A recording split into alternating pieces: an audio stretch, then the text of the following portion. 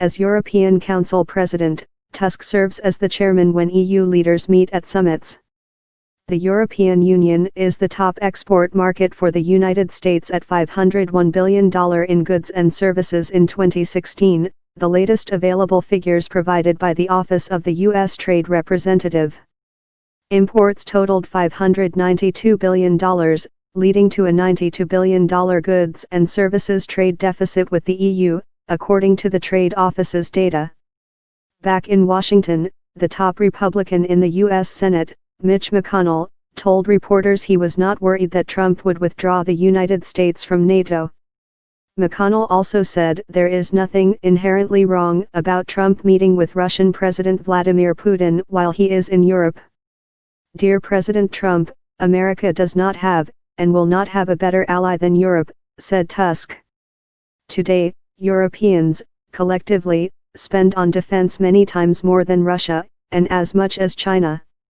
He said that money helped boost U.S. security, as the United States regards Russia and China as threats.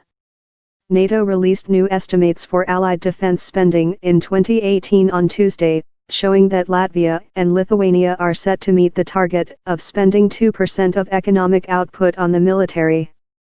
Of the 29 allies, only the United States, Britain, Estonia, Greece, and Poland met the goal in 2017. Romania is also on course to hit it in 2018, NATO said. NATO Secretary-General Jens Stoltenberg stressed that all allies were increasing defense spending in real terms because economies in Europe were growing. He also said Washington strengthens its security and global reach through NATO. Trump's Twitter post on Tuesday echoed those on Monday and his criticism at a rally of supporters in the United States last week, in which he said that Washington was unfairly carrying almost all the cost of defending Europe. Getting ready to leave for Europe. First meeting, NATO.